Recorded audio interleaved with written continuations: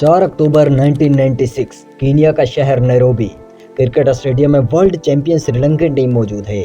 उस दौर की श्रीलंकन टीम क्या भला थी, ये भी आपको इंट्रो के तौर पर थोड़ा सा बता ही देता हूँ।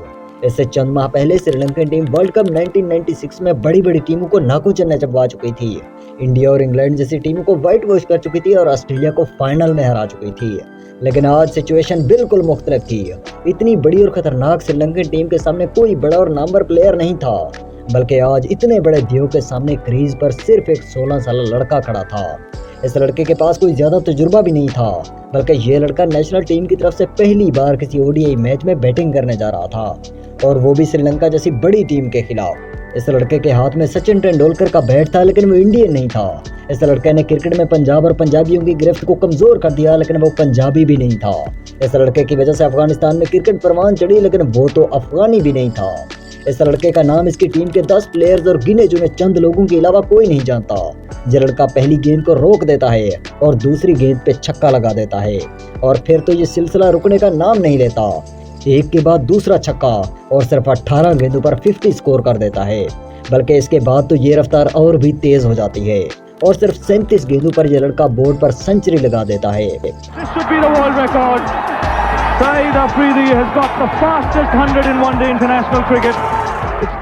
फिर आउट होने के बाद ये लड़का पवेलियन की तरफ जाता है।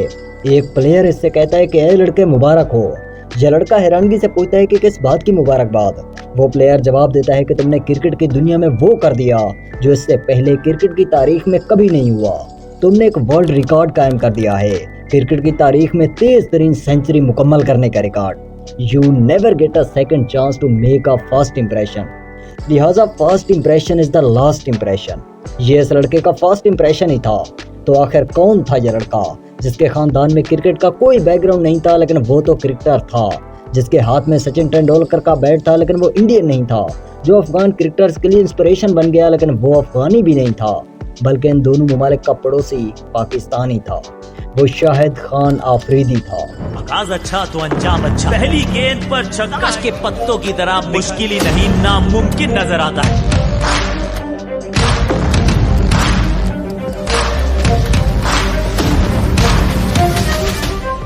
ये है पाकिस्तानी सूबे खैबर पख्तूनख्वा में कबायली इलाकों का एक छोटा सा नक्शा, और ये है इन्हीं कबायली इलाकों में खैबर एजेंसी। इसी खैबर एजेंसी में यहीं कहीं एक खूबसूरत सी वादी है जिसे तीरा वैली कहते हैं, वादी तीरा।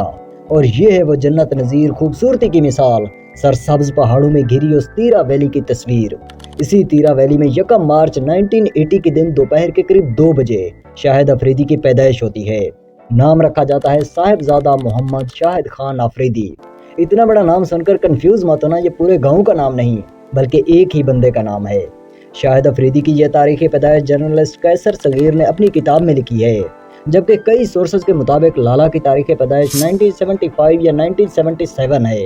शाहिद अफरीदी ने अपनी किताब गेम चेंजर में लिखा कि by the time I started working some time in the early 1980s, के मतलब मैंने 1980 की दहाई की शुरुआत में ही चलना शुरू कर दिया था। जबकि दूसरी जगह लिखते हैं कि मेरी तारीख पैदाइश 1975 है, और उस दौरे के दौरान मेरी उम्र 19 साल थी, 16 साल नहीं। जबकि यहाँ लाला की बातों में गैप जरूर है, वो ये कि वो अपनी किताब में एक जगह लिखते हैं कि उसने 1980 की दहाई के शुरुआती सालों में ही चलना शुरू किया था, यानी 1981 से 1984 के दरमियान। और दूसरी जगह वो लिखते हैं कि उनकी तारीख पैदाइश 1975 है। तो यहाँ ये सवाल उठता है कि क्या लाला ने 8-9 साल की उम्र में चलना शुरू किया था। लेकिन बहरहाल हम ये फैसला आप पर छोड़ते हैं कि आप किस रेफरेंस को बेटर मानते हैं। जबकि क्रिकेट पर सबसे मोतबर किताब जो पूरी दुनिया में ऑथेंटिक मानी जाती है, the Wisden book of cricket records में अफरीदी की तारीख पैदाइश 1980 ही दर्ज है। लेकिन खैर, अफरीदी की तारीख पैदाइश जो भी हो, शाहिद अफरीदी अपने बाप की प्लेइंग 11 में से 5वें नंबर के बच्चे हैं। शाहिद अफरीदी के पैदाइश के 1-2 साल बाद ही शाहिद अफरीदी अपने खानदान के साथ कराची मुंतकिल हो गए। शाहिद अफरीदी के बाप का ये फैसला पूरे खानदान के लिए टर्निंग पॉइंट साबित हुआ। कराची कबायली इलाकों से बिल्कुल मुख्तलिफ था। उस वक्त कराची में क्रिकेट उरूज पर थी। 1980s की दहाई में कराची की गलियों, सड़कों और खाली प्लाटों में दिन रात क्रिकेट खेली जाती है। खास तौर पर नाजिमाबाद, लालू खेत, फेडरल बी एरिया, अजीजाबाद, सदर, क्लिफ्टन और डिफेंस में क्रिकेट हर मोहल्ले का हिस्सा थी। टेप बॉल क्रिकेट का उरूज था। वैसे भी कराची को टेप बॉल क्रिकेट की जाए पैदाइश भी कहा जाता है। हर मोहल्ले की अपनी टीम होती है, मैच सिर्फ खेल तक महदूद नहीं था बल्कि इज्जत का मसला बन जाते थे। बाज़ टूर्नामेंट्स में छोटे मोटे इनामात और ट्रॉफियां भी दी जाती जिससे मुकाबला और भी सख्त हो जाता और हर मोहल्ले में कोई ना कोई मियादाद या इमरान खान बनने का ख्वाब देख रहा होता। और इन्हीं ख्वाब देखने वालों में से एक था नन्हा शाहिद अफरीदी, जो 5-6 साल की उम्र में ही कराची की गलियों में क्रिकेट खेलना शुरू कर चुका था और क्रिकेट में इमरान खान को अपना आइडियल मानता था। उसे बचपन से सिर्फ क्रिकेट का शौक था। उसे किताबें पढ़ने या पढ़ाई करने में कोई दिलचस्पी नहीं थी। वो डॉक्टर, वकील या इंजीनियर बनने का ख्वाब भी नहीं देखता था। उसका तो सिर्फ एक ही ख्वाब था, पाकिस्तान की नेशनल क्रिकेट टीम। लेकिन जिस शख्स ने शाहिद अफरीदी के इस फैसले में मुखालफत की वो थे शाहिद अफरीदी के बाप फजलुर रहमान अफरीदी साहब। वो क्रिकेट को बतौर कैरियर लेने के हक में नहीं थे। उन्होंने वही किया जो उस दौर में कबायली इलाकों में जिंदगी गुजारने वाला कोई भी खानदान करता। फजलुर रहमान अफरीदी साहब शाहिद अफरीदी को अपने बिजनेस में लाना चाहते थे, जहाँ पे डॉक्टर या इंजीनियर जैसी किसी नौकरी पर लगाना चाहते थे, लेकिन शाहिद ये नहीं चाहता था। इसीलिए पढ़ाई ना करने की वजह से और क्रिकेट खेलने की वजह से शाहिद अफरीदी को बचपन में बाप से मारपीट भी सहना पड़ी, लेकिन शाहिद पर इस मारपीट का कोई असर नहीं होता। आज बाप की तरफ से मार पड़ी और कल फिर से शायद मोहल्ले की क्रिकेट टीम में शामिल हो जाता।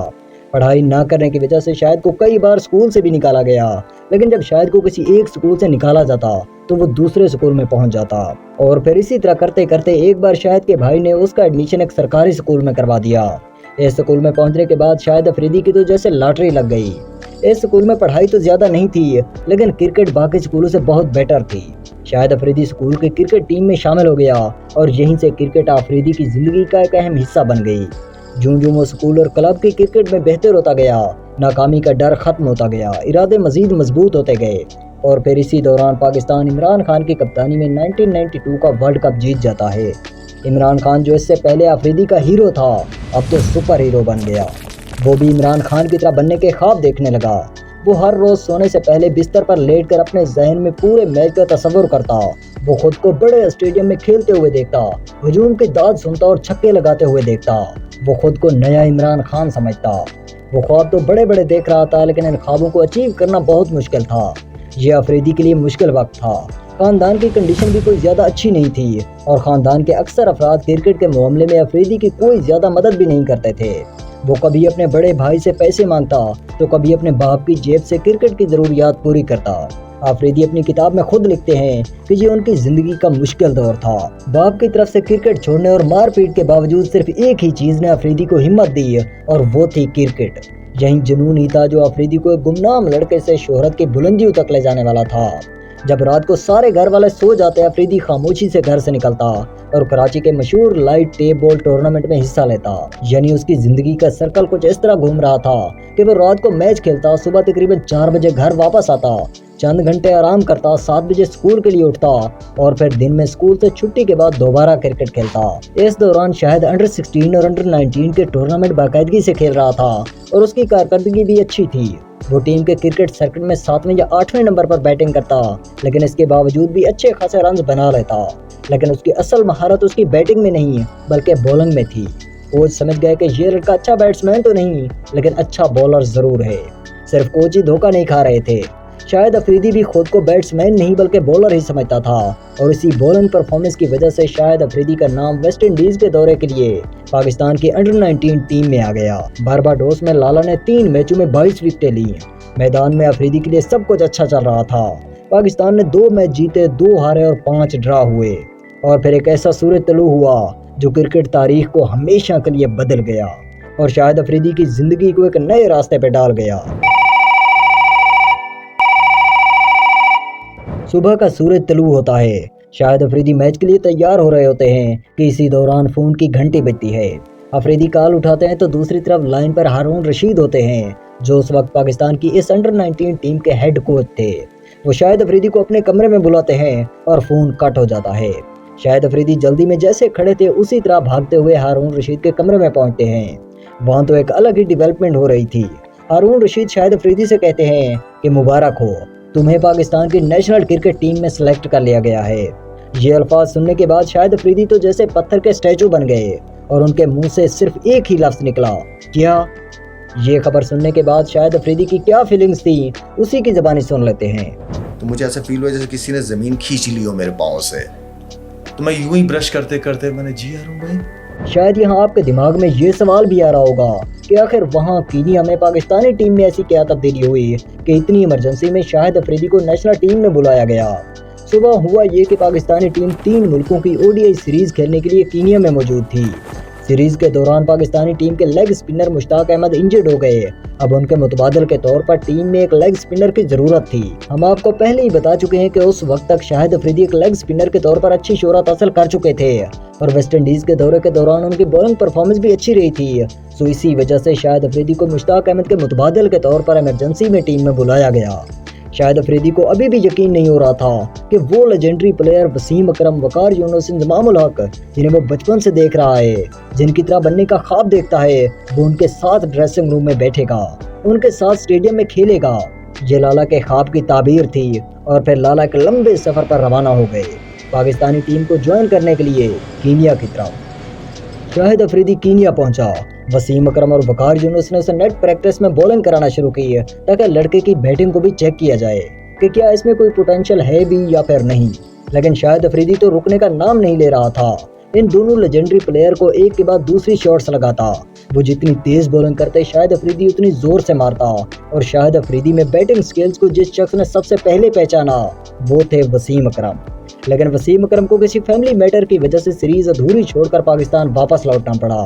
उन्होंने कीनिया छोड़ने से पहले टीम सईद अनवर के हवाले की और उसे ये भी कहा कि शाहिद अफरीदी को बैटिंग का मौका दिया जाए क्योंकि लड़के में पोटेंशियल है। लेकिन ये बात जिसके लिए सबसे ज्यादा हैरान कुन और परेशान कौन थी वो थे शाहिद अफरीदी, क्योंकि उसे तो टीम में बतौर बॉलर लाया गया था और शायद कीनिया तो उस वक्त कोई बड़ी टीम नहीं थी, लेकिन श्रीलंका जैसी बड़ी टीम के खिलाफ बैटिंग करने से उसके कैरियर के साथ बाय बाय टाटा गुड बाय गया। शाहिद अफरीदी पहली बार वनडे में उतरा, यानी उसने वनडे में डेब्यू किया कीनिया के खिलाफ। इसमें शाहिद अफरीदी ने बॉलिंग में 1 विकेट हासिल की, लेकिन शाहिद को बैटिंग नहीं दी गई। पाकिस्तान का दूसरा मैच श्रीलंका के खिलाफ था और मैच से 1 दिन पहले शाहिद को ये भी बता दिया गया कि कल तुम श्रीलंका के खिलाफ ओपनिंग करोगे। ये लाला के लिए गैर यकीनी सूरत हाल थी। श्रीलंका की बॉलिंग लाइन में जय सूर्या, मुरलीधरन और धर्म सिन्हा जैसे बड़े बड़े नाम थे। शाहिद अफरीदी कहते हैं कि उस रात में चैन से सो नहीं सका था, लेकिन जैसे ही कुछ पल के लिए नींद आई मैंने ख्वाब में देखा कि मैं श्रीलंकन बॉलर्स की पिटाई कर रहा हूँ, बड़े बड़े नामवर प्लेयर्स को एक के बाद दूसरा छक्का लगा रहा हूँ। इस मैच में सईद अनवर और सलीम इलाही ने इनिंग्स का आगाज किया। दोनों ने अच्छा आगाज किया, लेकिन 60 रन तक पहुंचे तो सलीम इलाही आउट हो गए और शाहिद अफरीदी को तीसरे नंबर पर क्रीज पर उतार दिया गया। याद है हमने आपको बताया था कि इस इनिंग्स के दौरान शाहिद अफरीदी के हाथ में सचिन तेंदुलकर का बैट था। अब इसके पीछे की कहानी कुछ यूं थी कि सचिन तेंदुलकर ने अपना ये बैट वकार यूनुस को दिया था कि इसी तरह का एक बैट सियालकोट से बनवा कर दें, क्योंकि सियालकोट आपको पता है खेलों की मैन्युफैक्चरिंग दुनिया का हब अगर हम कहें तो गलत नहीं होगा। लेकिन शाहिद अफरीदी के क्रीज पर उतरने से पहले वकार यूनुस ने यही बैट लाला को पकड़ा दिया था। शाहिद अफरीदी अपनी किताब में खुद लिखते हैं कि मैंने पहली बॉल रोकी और दूसरी पर छक्का लगा दिया। इसके बाद क्या हुआ मुझे कुछ याद नहीं। पश्तो में एक कहावत है कि शिकार जितना बड़ा होगा खाना उतना ही लजीज बनेगा, और इस मैदान में लाला ने भी यही किया। बड़े बड़े बॉलर्स को शिकार किया और लाला को तो ये भी ख्याल ना रहा कि उनके दूसरी तरफ सईद अनवर भी खड़े हैं, उनका ही कुछ एहतराम कर लो, उन्हें भी थोड़ी बैटिंग कर लेने दूं। लेकिन नहीं, लाला ने 37 गेंदों पर सेंचुरी और 40 गेंदों पर 102 रन बना डाले और इन 37 गेंदों में भी 13 गेंदें खाली गई थी, यानी इन पर कोई रन नहीं बने थे। 102 रन के बाद अफरीदी ड्रेसिंग रूम में वापस आता है तो रमीज राजा बताते हैं कि पार्टनर मुबारक हो, तुमने वर्ल्ड रिकॉर्ड बना दिया है। अफरीदी हैरत से पूछते हैं कि कैसा रिकॉर्ड। रमीज राजा जवाब देते हैं कि वनडे क्रिकेट की तेज तरीन सेंचुरी बनाने वाले तुम सबसे कम उम्र खिलाड़ी हो। यहाँ अफरीदी के साथ बैड न्यूज ये हुई कि ये मैच पाकिस्तान में लाइव टेलीकास्ट नहीं हुआ था। पाकिस्तान में उस वक्त रात का समा था और सारे लोग सो रहे थे। पाकिस्तानियों को तो तब मालूम हुआ जब सुबह होने के बाद न्यूज़पेपर में खबर आई कि पाकिस्तान के एक गुमनाम से लड़के ने वर्ल्ड चैंपियन श्रीलंका टीम के खिलाफ तेज तरीन सेंचुरी बना डाली है। कराची का जिन्ना इंटरनेशनल एयरपोर्ट, हजारों लोग एयरपोर्ट पर किसी को वेलकम करने के लिए मौजूद हैं, जिनके हाथों में फूल हैं, तबले हैं और जो नाच नाच कर किसी को खुश आमदीद कह रहे हैं। ये सारे लोग सिर्फ एक गुमनाम से उस लड़के को देखना चाहते थे जो श्रीलंका जैसी टीम के खिलाफ तेज तरीन सेंचुरी बना चुका था, यानी साहिबजादा शाहिद खान अफरीदी। अफरीदी जैसे ही सामने आता है जो लोग अफरीदी को कंधों पर उठा लेते हैं और शानदार इस्तकबाल करते हैं। अफरीदी की कहानी अभी जारी है, ये तो सिर्फ फर्स्ट इंप्रेशन था, थोड़ा इंतजार। लेडीज एंड जेंटलमैन, दिलों को थाम कर बैठिए क्योंकि क्रीज पर वो आने वाला है जो जब भी ग्राउंड में दाखिल होता तो स्टेडियम में मौजूद लाखों तमाशाइयों की ज़बान पर सिर्फ उसी का नाम होता, जिसका नाम बॉलीवुड से लेकर लॉलीवुड तक था। जो क्रीज पर कदम रखता तो उससे दोस्त और दुश्मन दोनों डरते। दोस्तों को फिक्र रहती कि कहीं ये पहली ही गेंद पर ढक पर आउट न हो जाए, और दुश्मनों को डर रहता कि अगर ये पहली ही गेंद पर आउट नहीं हुआ तो इसके बाद हमारी खैर नहीं, हमारी पूरी टीम के बराबर रन ये अकेला ही बना डालेगा। वो इंडिया में इंडिया के खिलाफ सेंचुरी लगाता तो बांग्लादेश में बांग्लादेश के खिलाफ इस तरह खेलता कि बांग्लादेशी फैंस अपनी टीम को इस तरह पिटता देखकर स्टेडियम में खुलेआम रोने लग जाते। आखिर कौन था वो? बल्कि यहाँ पर अरशद वर्सी का एक डायलॉग याद आ जाता है। कौन है ये लोग? कहां से आते हैं? जी हाँ, वो जो कोई भी था आंधी और तूफान बनकर क्रिकेट में आया, वो गेम चेंजर था और उसका नाम था, बल्कि आप पहले से जानते हैं।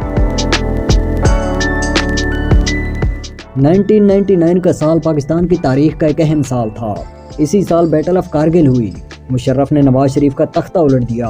पाकिस्तान वर्ल्ड कप के फाइनल में पहुंचा, लेकिन तारीख के बदतरीन रिकॉर्ड से हारा, और इस साल के इख्तिताम तक पाकिस्तान और इंडिया के ताल्लुकात तारीख के बदतरीन मोड़ पर आ गए। लेकिन इस साल की शुरुआत इस तरह नहीं हुई थी। इसकी शुरुआत में पाकिस्तान और इंडिया के ताल्लुकात बेहतर होते जा रहे थे, बल्कि शायद तारीख की बुलंद तरीन सतह पर थे। और इन अमन की कोशिशों को मुस्तकिल अमन में बदलने के लिए Indian prime minister Atal Bihari Vajpayee Pakistan के दौरे पर थे, और पाकिस्तानी क्रिकेट टीम भी कोई 13 साल बाद टेस्ट सीरीज खेलने के लिए इंडिया पहुंचती है। अब इंडिया की ज्यादातर आवाम तो इस सीरीज के हक में थी, लेकिन अभी भी कुछ लोग ऐसे थे जो पाकिस्तान और इंडिया के दरमियान इस आखिरी कड़ी यानी क्रिकेट को भी खत्म करना चाहते थे। उनने शिव सेना नामी एक तंजीम बनाई, और इस तंजीम ने हुकूमत और BCCI के खिलाफ प्रोटेस्ट शुरू कर दिए। बल्कि दिल्ली के फिरोज शाह कोटला स्टेडियम की पिच को भी तोड़ दिया गया, क्योंकि पाकिस्तान और इंडिया के मैचेस इसी पिच पर होने वाले थे। और उन्होंने मुंबई में BCCI के दफ्तर पर भी हमला किया और पाकिस्तानी खिलाड़ियों को जान से मारने की धमकियां भी दी। उन्होंने ये सीरीज रुकवाने की पूरी कोशिश की, लेकिन उनकी पूरी कोशिश के बावजूद भी ये सीरीज जारी रही। लेकिन हाँ, इस हंगामे की वजह से सीरीज का मजा जरूर किरकिरा हो गया। सीरीज को चेन्नई मुंतकिल कर दिया गया, और दोनों साइड के खिलाड़ियों की परफॉर्मेंस भी कोई ज्यादा अच्छी नहीं रही। डबल सेंचुरी को क्रॉस करने वाले सिर्फ 2 ही प्लेयर थे, इंडिया के सदा गोपिन रामेश और पाकिस्तान के शाहिद अफरीदी। दोनों टीमों के बाकी प्लेयर 200 रन से नीचे ही रहे, और ये सीरीज 1-1 से बराबर रही। लेकिन ये तो फिर भी कोई बड़ा मुकाबला नहीं था। 2 मुल्कों की सिर्फ एक छोटी सी टेस्ट सीरीज ही थी, और असल मुकाबला होने वाला था 1999 के वर्ल्ड कप में। शाहिद अफरीदी भी पाकिस्तानी स्क्वाड के साथ इंग्लैंड की तरफ परवाज करता है। पाकिस्तानी टीम दुनिया की नंबर 1 टीम थी। पाकिस्तान ने पहला मैच वेस्ट इंडीज को हराया, दूसरा मैच स्कॉटलैंड को हराया, तीसरा मैच ऑस्ट्रेलिया को हराया, चौथा मैच न्यूजीलैंड को हराया। पूरी दुनिया को लग रहा था कि पाकिस्तान के सामने कोई टीम नहीं टेक पाएगी, पाकिस्तान ये फाइनल ले जाएगा। लेकिन फिर इसी दौरान पाकिस्तान एक ऐसी टीम से हार गया जिसे उस वक्त टेस्ट टीम का दर्जा भी नहीं दिया गया था। पाकिस्तान बांग्लादेश के खिलाफ इस मैच में 161 पर ऑल आउट हो जाता है, और बांग्लादेश ये मैच 62 रन से जीत जाता है। इस हार के बाद कई लोगों की जबान पर यह स्टोरी आने लगी कि पाकिस्तानी प्लेयर मैच फिक्सिंग में इन्वॉल्व हो चुके हैं, लेकिन किसी ने भी इस स्टोरी पर तहकीक करने की जहमत नहीं की। पाकिस्तान अपना अगला मैच साउथ अफ्रीका से भी हार गया, और इससे अगले में इंडिया से भी। अब पाकिस्तान को सेमीफाइनल में पहुंचने के लिए अपना नेक्स्ट मैच जिम्बाब्वे से जीतना जरूरी था, और पाकिस्तान ने आसानी से ये मैच जीत लिया।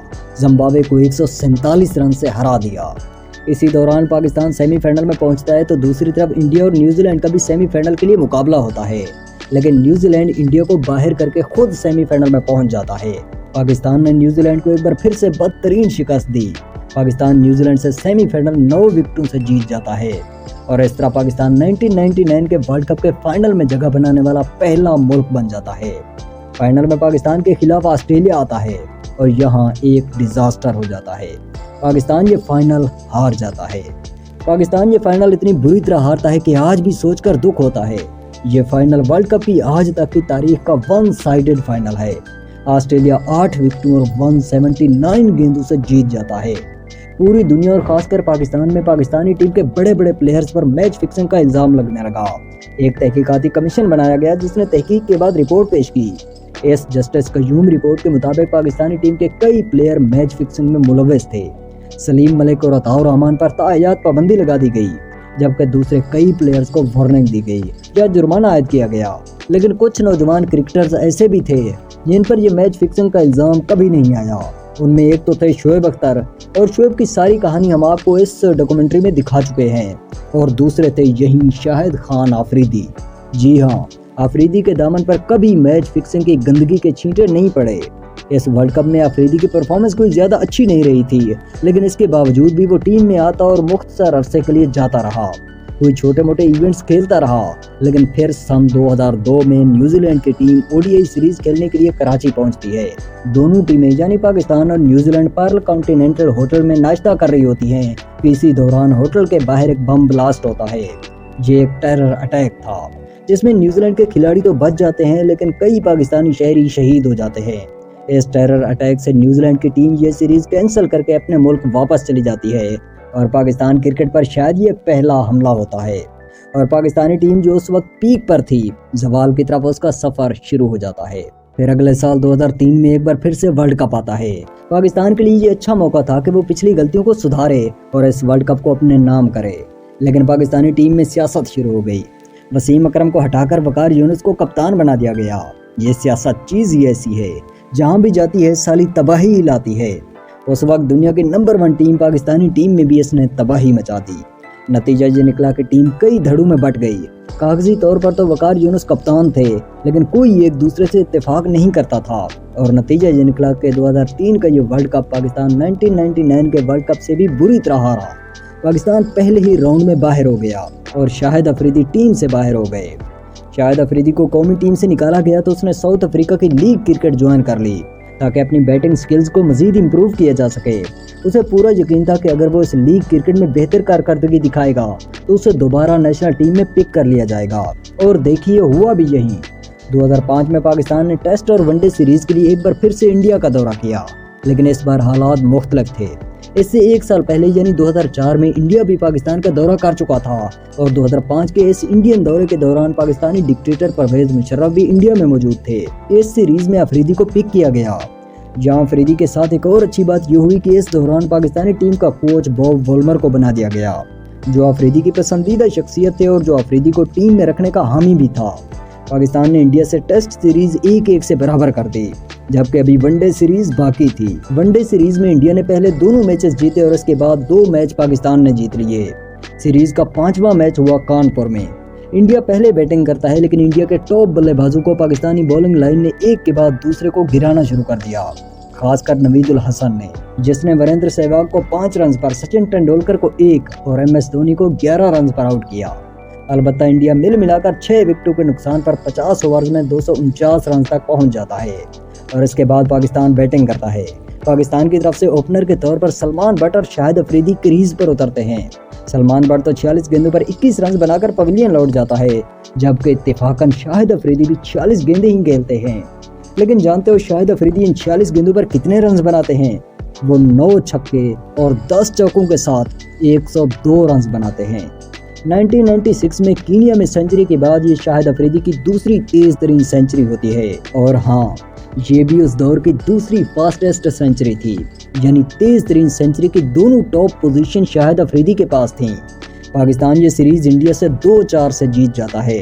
पाकिस्तान ये मैच शाहिद अफरीदी की सेंचुरी के साथ जीत गया, लेकिन शाहिद अफरीदी की सबसे बड़ी कमजोरी भी शाहिद अफरीदी की यही बैटिंग ही थी। याद है ना, हमने आपको पिछली किस्त में बताया था कि शाहिद अफरीदी अंडर 14, अंडर 16 और अंडर 19 में 7वें या 8वें नंबर पर बैटिंग किया करते थे, और नेशनल टीम में भी बॉलर के तौर पर ही शामिल हुए थे। लेकिन कीनिया में अपनी तेज तरीन सेंचुरी के बाद अफरीदी की शोहरत एक बैट्समैन के तौर पर हुई थी। लोग उनसे वो एक्सपेक्ट कर रहे थे जो वो सईद अनवर और सचिन तेंदुलकर से करते थे, लेकिन हकीकत ये थी कि शाहिद अफरीदी की ज्यादा महारत बॉलिंग में थी, बैटिंग में नहीं। फिर 2007 का वर्ल्ड कप आ गया। पाकिस्तानी टीम इस वर्ल्ड कप में कूदी, लेकिन पाकिस्तान अपना पहला ही मैच हार गया, और फिर तो ये सिलसिला चल निकला। पाकिस्तान वर्ल्ड कप से बाहर हो गया। पाकिस्तानी टीम के कोच और शाहिद अफरीदी के सबसे बड़े सरपरस्त बॉब वोल्मर भी इस वर्ल्ड कप के दौरान इंतकाल कर गए। ये खासकर शाहिद अफरीदी के लिए बल्कि पूरी पाकिस्तानी टीम के लिए बहुत बड़ा धचका था, और फिर इसी दौरान PCB ने इंजमाम अल हक को कप्तानी के ओहदे से हटा दिया और उनकी जगह शोएब मलिक को नया कप्तान बना दिया। अफरीदी को भी ऑफर की गई कि वो वाइस कप्तान का ओहदा संभालें, लेकिन अफरीदी ने इनकार कर दिया। फिर सलमान बट को वाइस कप्तान बना दिया गया। शाहिद अफरीदी कहते हैं कि ये दोनों लोग यानी शोएब मलिक और सलमान बट इस ओहदे के लिए बिल्कुल भी अच्छा इंतखाब नहीं थे। 2007 के वर्ल्ड कप में नाकामी और बॉब वुलमर की मौत के बाद पाकिस्तानी टीम ने शोएब मलिक की कप्तानी में यूएई में श्रीलंका से सीरीज खेली। पहले ओडीआई में श्रीलंका ने पहले बैटिंग करते हुए 235 रन बना डाले और पाकिस्तान चेज करते हुए 137 पर पाकिस्तान की 5 विकेटें गिर चुकी थी, लेकिन अभी तक जीतने के लिए 99 रन दरकार थे। और फिर इसी दौरान क्रीज पर उतारा गया लाला को। शाहिद अफरीदी ने आते ही श्रीलंका को 4 छक्के और 8 चौके जड़ दिए, 34 गेंदों पर 73 रन बना डाले और मलिंगा को तो एक ही ओवर में 32 रन जड़ दिए। सिर्फ 11 ओवर्स में पाकिस्तान की 99 रन का हदफ पार कर चुका था, यानी पाकिस्तान जो 137 रन पर 5 विकेटें गंवा चुका था, वो 236 रन पर भी उन्हीं 5 विकेटों के नुकसान पर पहुंच गया, बल्कि 7 ओवर्स अभी बाकी थे। शोएब मलिक की कप्तानी के बाद पाकिस्तानी टीम में हर तरफ मायूसी फैली हुई थी। ड्रेसिंग रूम में सियासत अरूज पर थी, जूनियर वर्सेस सीनियर हो रहा था, तो ऐसे मायूस कुन हालात में ये पाकिस्तान की एक छोटी सी कामयाबी थी। फिर इसी साल यानी 2007 में ही T20 वर्ल्ड कप हुआ। पाकिस्तान बेहतरीन फॉर्म में था, ऑलमोस्ट सारे मैच जीतते हुए पाकिस्तान फाइनल में पहुंचा, लेकिन फिर फाइनल में पाकिस्तान इंडिया से 5 रन से हार गया। Shahid Afridi player of the tournament करार पाए और फिर साल 2009 आ गया। श्रीलंका टीम सीरीज खेलने के लिए पाकिस्तान में मौजूद थी। एक सुबह श्रीलंकन टीम जब होटल से स्टेडियम की तरफ बढ़ रही थी तो लाहौर के लिबर्टी चौक पर कुछ दहशतगर्दों ने प्लेयर्स को ले जाने वाली बस पर अचानक फायरिंग शुरू कर दी। इस फायरिंग से कई खिलाड़ी इंजर्ड हुए, पाकिस्तान के 2 पुलिस वाले भी शहीद हुए, लेकिन इस वाकये ने पाकिस्तान से क्रिकेट को मुल्क बदर कर दिया। कोई भी टीम पाकिस्तान में खेलने के लिए नहीं आती थी। पाकिस्तान अपनी होम सीरीज भी दुबई में खेलने लगा और पाकिस्तानी टीम की जो खराब कारकर्दगी आपको आज नजर आती है, इसके पीछे भी एक बड़ा हाथ इस वाकये का भी है। और फिर साल 2009 में चैंपियन ट्रॉफी हुई। यूनुस खान टीम के कप्तान थे। पाकिस्तानी टीम साउथ अफ्रीका में मौजूद थी और फिर इस टूर्नामेंट के दौरान ही टीम में बगावत हो गई। यूनुस खान को हटा दिया गया और शाहिद अफरीदी को इस टूर्नामेंट के लिए आर्जी तौर पर कप्तान बना दिया गया। टूर्नामेंट के दौरान ड्रेसिंग रूम में इस बगावत की वजह से पाकिस्तान इस टूर्नामेंट में बुरी तरह हार गया। टीम में इत्तेहाद नाम की कोई चीज नहीं थी। पाकिस्तान ने ऐसी हालात में 2009 के T20 वर्ल्ड कप के फाइनल में श्रीलंका को हराकर पाकिस्तान वर्ल्ड चैंपियन बन गया। शाहिद अफरीदी ने भी फाइनल में नॉट आउट 40 गेंदों पर 54 रन बनाए और फिर साल 2010 आ गया। पाकिस्तानी टीम टेस्ट सीरीज के लिए इंग्लैंड रवाना हुई, लेकिन शाहिद अफरीदी के मुताबिक उसे मालूम था, उसके हाथ कुछ ऐसे सबूत आ चुके थे जिनसे वाज़ेह होता था कि इंग्लैंड में क्या होने वाला है। शाहिद अफरीदी ने पहला टेस्ट खेला और मैच के दौरान ही टेस्ट क्रिकेट से रिटायरमेंट का ऐलान कर दिया। और हाँ, उस वक्त शाहिद अफरीदी पाकिस्तान के टेस्ट कैप्टन भी थे। शाहिद अफरीदी की दस्तबरदारी और टेस्ट क्रिकेट से रिटायरमेंट के बाद सलमान बट को नया कप्तान बना दिया गया और इसी टेस्ट सीरीज के दौरान ही सलमान बट की कप्तानी में इंग्लैंड में लॉर्ड्स के तारीखी मैदान पर वो हुआ। This is the first ball of the third over on Thursday morning, the first day of the game. Remember, Sal, the News of the World newspaper. There are allegations against the Pakistan team for spot fixing. Match fixing scandal सामने आया तो पाकिस्तान के 3 खिलाड़ियों मोहम्मद आमिर, मोहम्मद आसिफ और कप्तान Salman but पर पाबंदी लग गई और पाकिस्तानी टीम जिल्लत के अंधेरों में चली गई। शाहिद अफरीदी के मुताबिक उसे पहले से मालूम था कि स्पॉट फिक्सिंग होने वाली है और इसके पीछे मजहर मजीद का हाथ है। शाहिद अफरीदी तो अपनी किताब गेम चेंजर में लिखता है कि उसने ये सारे प्रूफ अपने सीनियर्स को भी दिए थे, लेकिन सीनियर्स ने कोई अमली कदम नहीं उठाया और इसी स्कैंडल की वजह से ही शाहिद अफरीदी ने टेस्ट क्रिकेट से रिटायरमेंट का ऐलान किया। और आई थिंक यही साल था 2010। पाकिस्तानी टीम ऑस्ट्रेलिया के दौरे पर थी और इसके दौरान अफरीदी ने लाखों तमाशाइयों के सामने, कैमरों के सामने गेंद को शायद सेब समझकर चबा दिया। शायद इस तरह की बॉल टेम्परिंग तारीख में पहली बार हो रही थी। शाहिद अफरीदी के अपने अल्फाज के मुताबिक हर टीम के अक्सर खिलाड़ी बॉल टेम्परिंग करते हैं। वो कहता है कि मेरा कसूर इतना है कि मैंने ये बॉल टेम्परिंग खुल्लम खुल्ला की, लाखों तमाशाइयों और कैमरों के सामने की। इस बॉल टेम्परिंग की वजह से अफरीदी पर 2 मैचेस का बैन लगा, लेकिन इसी के साथ ही अफरीदी को पाकिस्तानी टीम का कप्तान भी बना दिया गया। हमारे यहाँ ऐसा ही होता है। अगले साल यानी 2011 में वर्ल्ड कप हुआ।